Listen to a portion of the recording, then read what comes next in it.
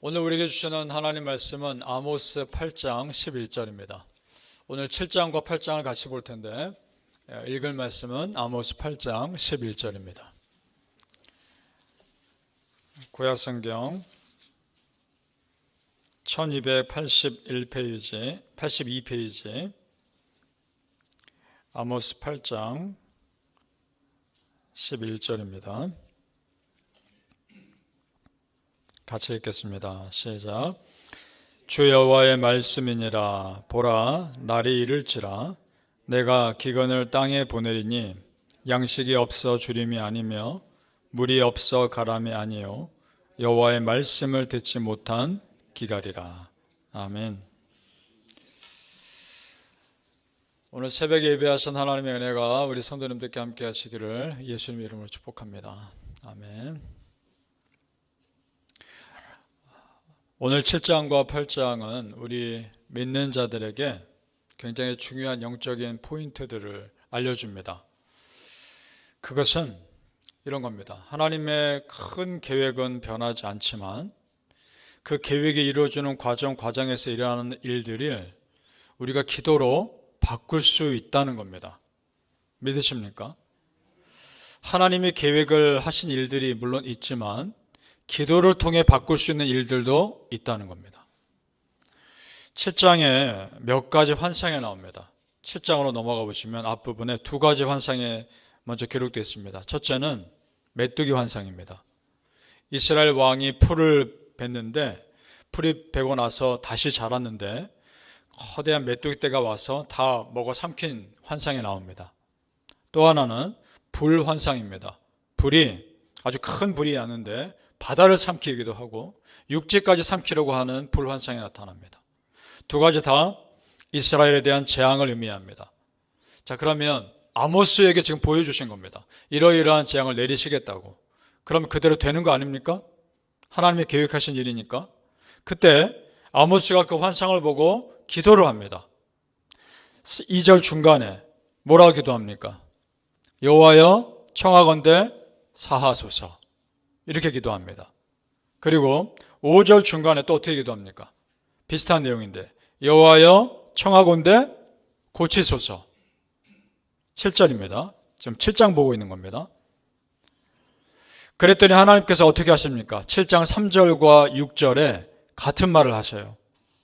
여호와께서 이에 대하여 뜻을 돌이키셨으므로 이렇게 말씀하십니다. 자, 그러면 아모스의 간절한 기도를 들으시고 하나님께서 그 계획을 취소하신 겁니다. 성경에 이러한 예들이 꽤 많이 나옵니다. 광야에서 이스라엘 백성들이 하나님을 불평하고 원망할 때 모세가 그때마다 중보기도 합니다. 그때 하나님께서 그 심판 계획을 돌이키시죠. 또 이방 나라 아수르의 요나 선지자가 회개의 메시지를 전했을 때 아수르의 그 왕부터 백성에 이르기까지 금식하며 회개합니다. 그러자 하나님께서 심판을 또 취소하십니다. 그리고 또 유명한 내용 여러분 아실 겁니다. 히스기야 왕. 히스기야가 선지자를 통해서 말을 듣죠. 네가 죽고 살지 못하리라. 그 말을 들었음에도 낯을 벽으로 향하고 간절히 기도합니다. 살려달라고. 그때 어떻게 됩니까? 15년이라는 생명을 또 연장시켜 주십니다. 자, 성도님들, 우리가 간절한 기도로 하나님께 매달렸을 때 바꿀 수 있는 일들이 있습니다. 믿습니까? 그 믿음 가지고 기도하는 겁니다. 역대하 7장 14절에 내 이름으로 일컫는 내 백성이 그들의 악한 길에서 떠나 스스로 낮추고 기도하여 내 얼굴을 찾으면 내가 하늘에서 듣고 그들의 죄를 사하고 그들의 땅을 고칠지라. 아멘. 그렇습니다. 기도하면 들으시는 하나님이 계시기에 기도하는 겁니다. 물론 기도하는 것 자체가 하나님과 깊은 교제이기 때문에 그 자체로 귀하지만 그래도 내가 기도하면 하나님 들으시니까 그것이 기도할 힘이 되는 겁니다. 아멘. 성도님들, 오늘도 내 기도 들으시는 그 하나님께 여러분의 간절한 소원들 꼭 아뢰시기를 축복합니다. 그러나 하나님의 근본적인 계획 자체는 바뀌진 않습니다. 예를 들어 우리 죄를 해결하고 구원하시고자 하는 구원 계획은 어떠한 사단의 방해가 있어도 반드시 이루어졌습니다. 마찬가지로 이 땅의 죄에 대한 하나님의 심판도 언젠가는 반드시 이루어질 겁니다. 그에 대한 사인이 7장에 나오는 또 다림줄 환상입니다. 7장 8절로 읽어보시죠. 7장 8절입니다. 시작.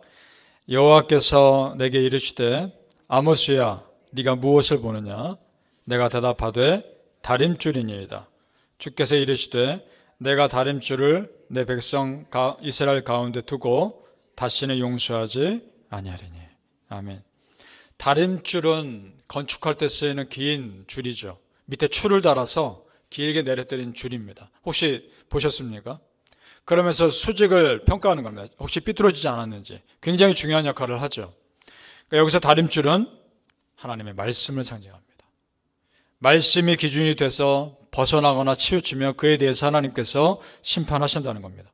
자, 성도님들, 그러니까 기적과 환상도 중요하지만 결정적으로 가장 중요한 것은 하나님 말씀입니다. 믿습니까? 이 말씀이야말로 우리 신앙인의 기준입니다. 따라서 어떻게 해서든지 성경 말씀 가까이 해야 합니다. 내가 직접 성경 읽으면서 글자를 내 눈으로 보고 성경을 내 소리를 읽으면서 그 성경의 글자를 내 귀로 듣고 그러면서 하나님 말씀이 자연스럽게 내 삶에 스며들게 하셔야 합니다. 그것이 내 삶의 다림줄이 되는 겁니다. 여러분, 성경 말씀을 읽으시다가 정말 마음에 큰 위로가 된 적 있으십니까? 그런 적 있죠. 사람의 100마디 말보다 한 구절 성경 말씀이 내 마음에 깊이 다가와서 힘이 될 때가 있습니다. 말씀이 그렇게 힘이 됩니다. 왜냐? 살아있는 하나님 말씀이기 때문입니다. 하나님은 지금도 말씀으로 역사하시기 때문입니다. 천지를 창조하실 때도 말씀으로 창조하셨고 지금도 우리 안에서 말씀으로 역사하십니다. 히브리서 4장 12절에 하나님의 말씀은 살아있고 활력이 있어 좌우의 날선 어떤 것보다도 예리하여 혼과 영과 및 관절과 골수를 찔러 쪼개기까지 하며 또 마음의 생각과 뜻을 판단하느니. 아멘.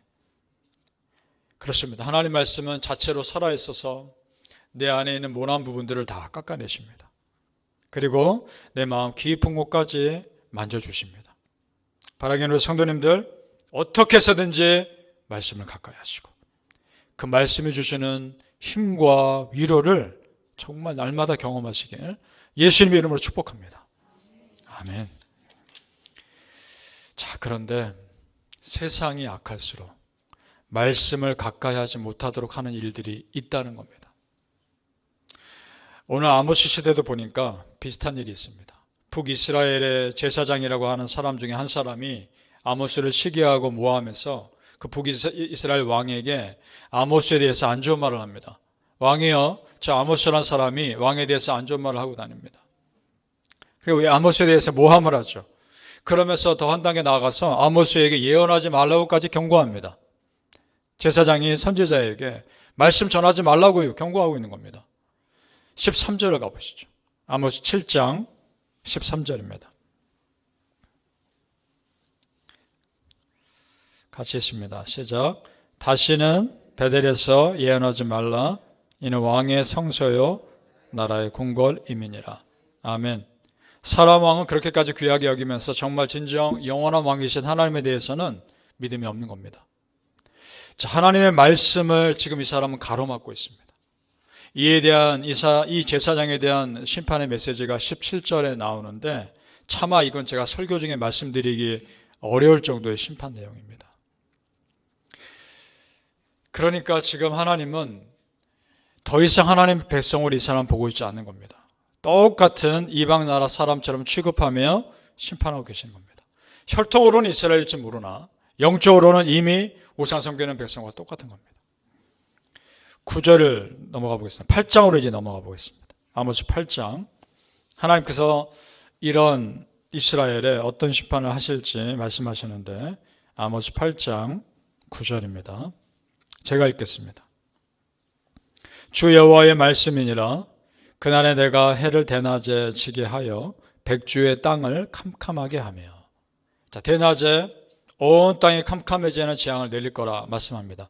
성도님들, 이 재앙 이미 일어난 적 있지 않습니까? 언제 일어났습니까? 출애굽할 때. 10가지 재앙 중에 하나였지 않습니까? 그럼 이게 무슨 말이냐?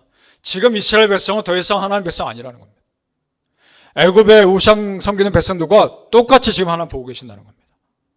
그런 의미입니다. 참 안타까운 일이죠. 자, 성도님들, 말씀이 제대로 선포되지 않고 그 말씀을 제대로 알려고도 하지 않는 공동체나 사람은 하나님과 멀어지게 되어 있습니다. 왜냐, 그들의 삶의 기준인 그 말씀을 스스로 맡고 있기 때문에 그렇습니다. 그래서 아모스는 분명히 말씀합니다. 이스라엘 백성이 어려움에 빠지고 부족한 것은 경제적으로 약해서도 아니고 나라가 부강하지 못해서도 아니다. 정말 그 이유는 무엇인가? 말씀에 대한 갈망이 없어서 그런 것이다. 말씀에 배고파하지 않아서 그런 것이다. 그 말하고 있는 겁니다. 그것이 조금 전에 읽은 11절입니다. 아모스 8장 11절. 우리 같이 다시 한번 읽어보죠. 시작. 주 여호와의 말씀이니라. 보라, 날이 이를지라. 내가 기근을 땅에 보내리니 양식이 없어 주림이 아니며 물이 없어 가람이 아니요 여호와의 말씀을 듣지 못한 기갈이라. 아멘. 그렇습니다. 우리가 비록 육신이라는 이 껍질을 입고 살지만 내 속사람을 채우는 방법은 영의 양식, 말씀 먹는 겁니다. 사랑하는 성도님들, 육신의 배고픔보다 영혼의 배고픔을 채우는 일에 더 열심을 내시고 정말 말씀에 배고픈 삶 사시기를 예수님의 이름으로 축복합니다. 아멘. 기도하겠습니다. 아버지 하나님, 참 감사합니다.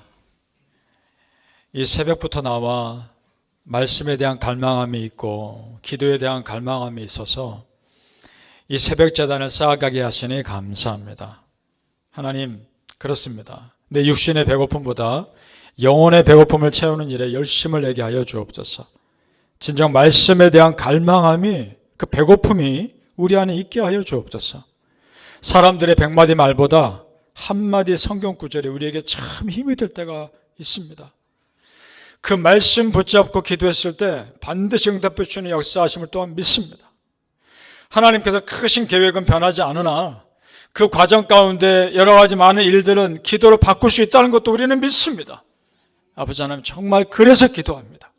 그래서 하나님 말씀 붙잡고 기도합니다. 아버지, 우리의 기도를 들어주시옵소서.